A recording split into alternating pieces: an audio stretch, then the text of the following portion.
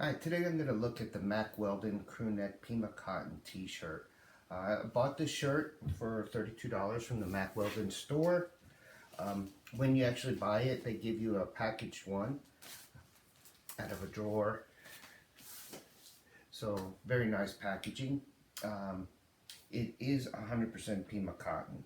And here's the shirt itself. Basic t-shirt.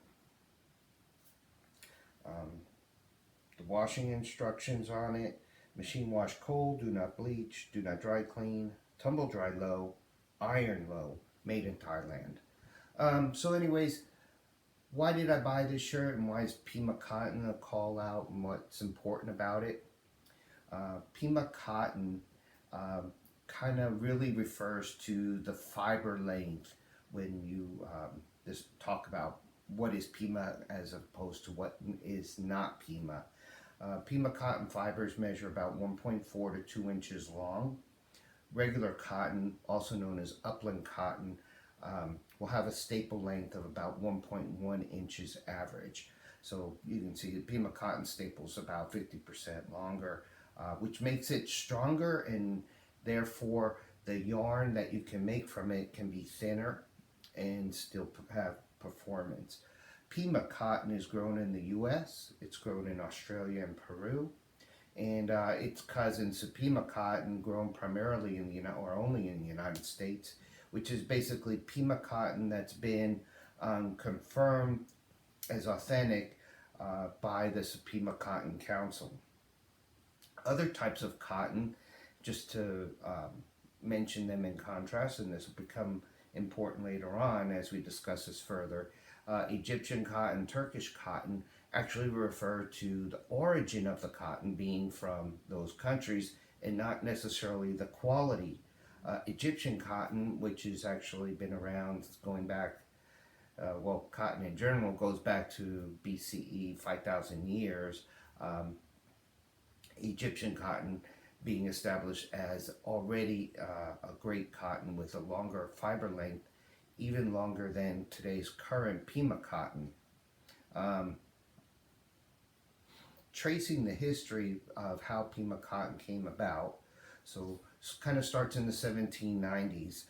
Off the coast of South Carolina, the Egyptian cotton had already been marked as a target or as a strong competitor for U.S. versus U.S. cotton. So they were trying to develop or grow their own Egyptian cotton in the U.S. The growers, through selective cross-pollination, crossbred the U.S. and Egyptian cotton, which then resulted in a product that they labeled as American Egyptian cotton. It was more technically known as ELS, or extra long staple cotton.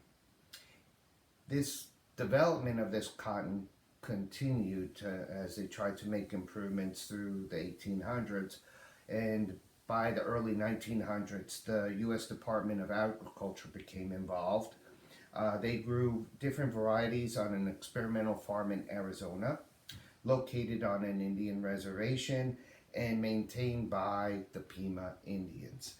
The USDA designated the American Egyptian cotton later on as Pima cotton, and as to give some credit to the people who worked on it.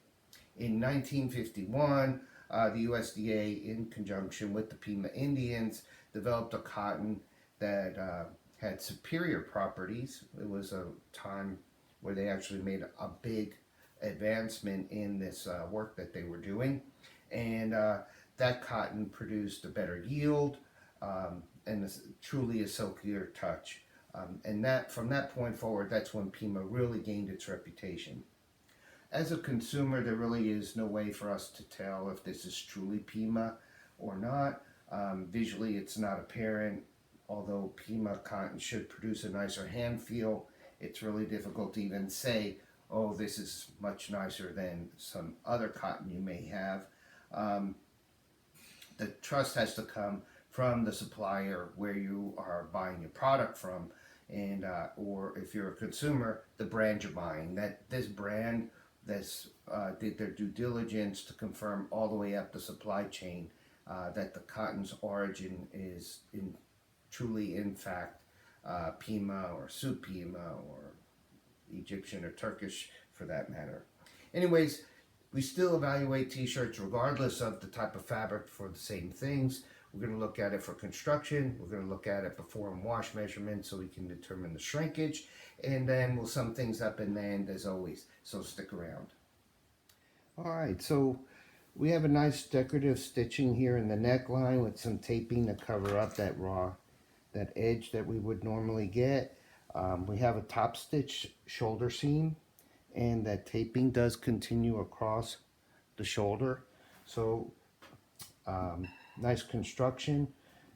Heat seal label in the neck, not a woven label, which I really think is important. Get those labels away from the neck.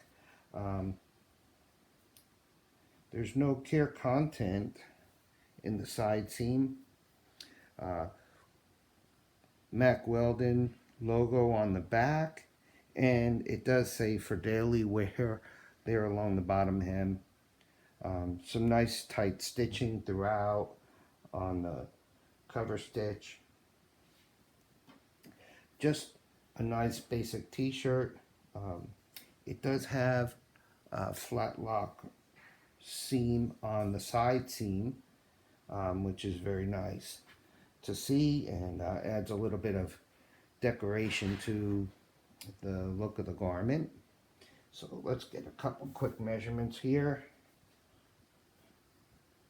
This is an extra large, by the way.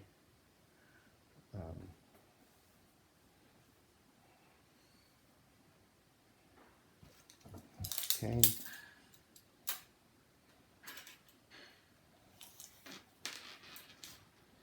So chest, 46 and a half, 47 and a half, I'm sorry, wait.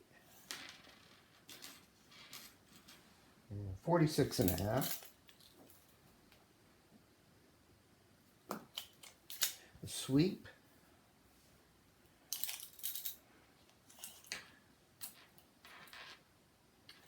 45,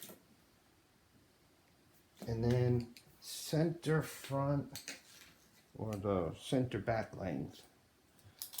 So from the top of the neck to the bottom hem, 30 inches.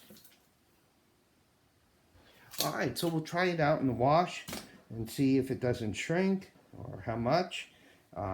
Important things, because especially if you're going to fit it in the store, you're going to want to know if it's going to shrink on you when you get it home. So stick around, hold on. Alright, so here we are after wash, and as you can see, the garment came out of the dryer nice and clean, no wrinkles, very nice. Our chest is measuring 43 and a half.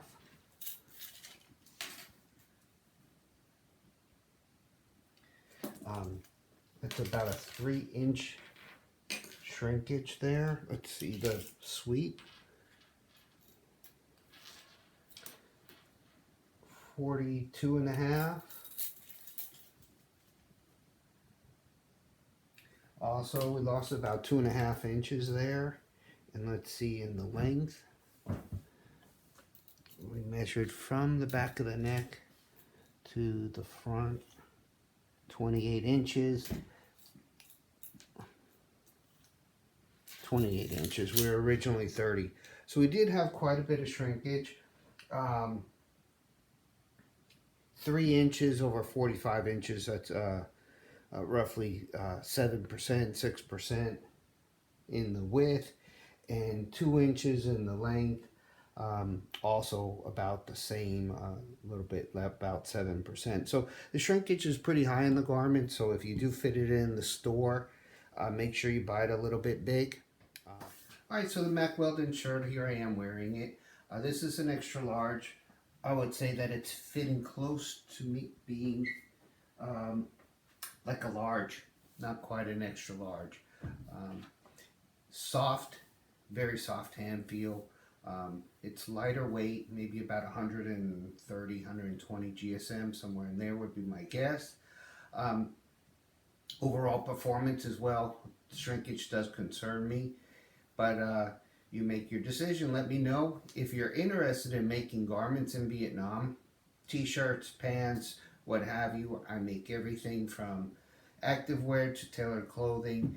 Have the largest open or available capacity to us in Vietnam. The name of the company is Aurora. My contact information is below. You can reach me, and I'll get your costing started and sampling. Look forward to talking to you. If you liked the video and you found it fun to listen to or just informative in some sort of way, go over to YouTube, subscribe, and click the bell so you get notified every time I put out a new video. I look forward to seeing you in the future. Continue to dress smart. Take care.